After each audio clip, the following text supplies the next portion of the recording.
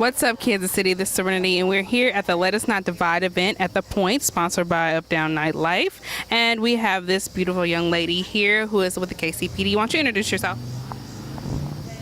Hi, my name is Officer Rebecca Castor with the Kansas City, Missouri Police Department. Appointed as the LGBT liaison. I'm out tonight just kind of talking to people about recent events that have been going on throughout the nation, just trying to kind of reach out to the community and have an open dialogue. I know that you said there was a need for the position, but the previous chief said that he didn't feel it was needed. So how did you get into the position? Basically, we had some community groups come together, and they presented the idea again to Chief Forte, and without hesitation, he said yes. And then basically he set up a selection process, and people put in for the position as the liaison.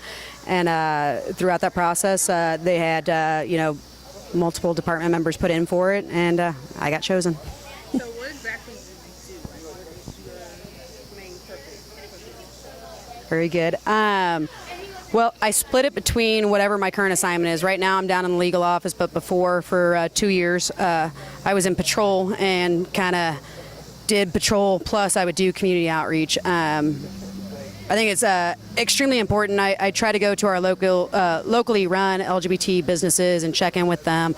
I try to check in with local bars, go to community events, speaking engagements. For the first time, I'm not bragging on myself, but honestly, for the first time, I realized I had gone to prides in other cities and I had never seen like a booth for recruitment at a Kansas City Pride. And I was like, that's ridiculous. And so we started going to Kansas City Prides and doing recruitment there and outreach there. Our goal is definitely not to slap handcuffs on people. We're there to talk to people and have them ask us questions and take pictures and that kind of thing.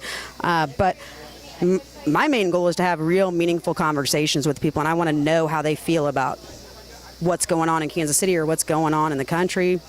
I want to hear from people. Like I said before inside, I said, if we don't know something's broke, we can't fix it. Right. I know you talk about the de-escalation process as an officer. Like, explain a little bit of that process to people who aren't aware. De-escalation training is extremely important, and Chief Forte started having us go through that probably about 2 years ago, especially with our firearms training. We talked about if somebody has, like I mentioned inside, a ball bat, but baseball bat or a pipe or something is down to their side.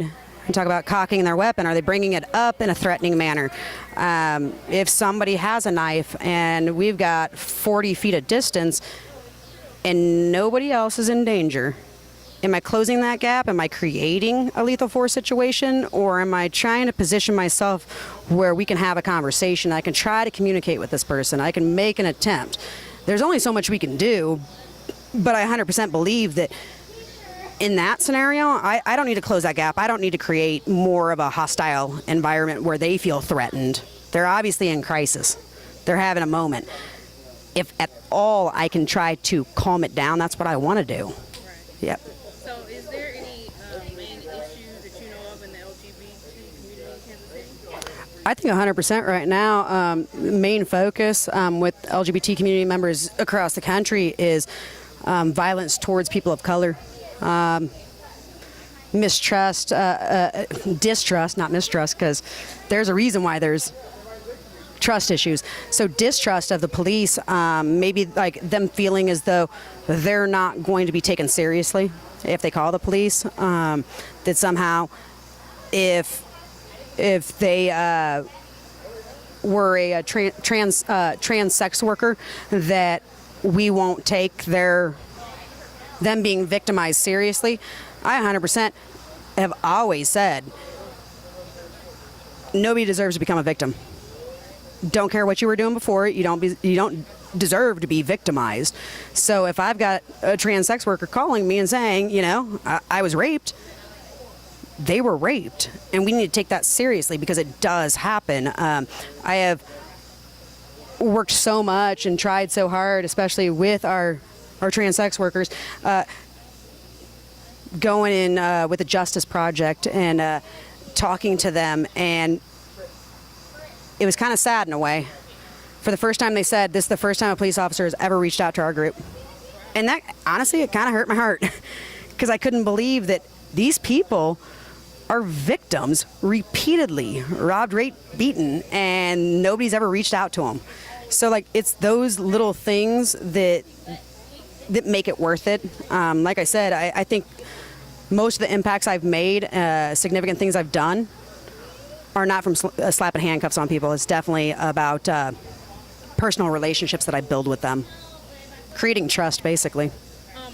Can you give out your contact information if somebody has any questions or anything? I don't know if you're allowed to do that. I am. My email address is Rebecca Caster, which is REBECCA.Caster, CASTER at KCPD.org.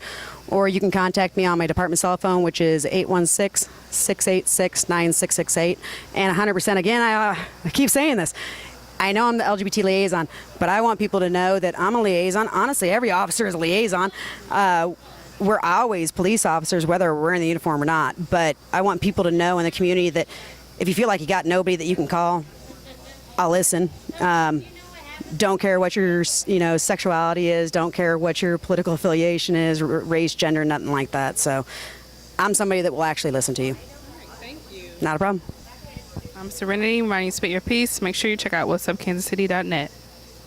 I'm IFBB Bikini Pro Cat Williams, and when I'm not working out in the gym, I'm searching the web on Cascade Media and What's Up Kansas City. So make sure you check them out.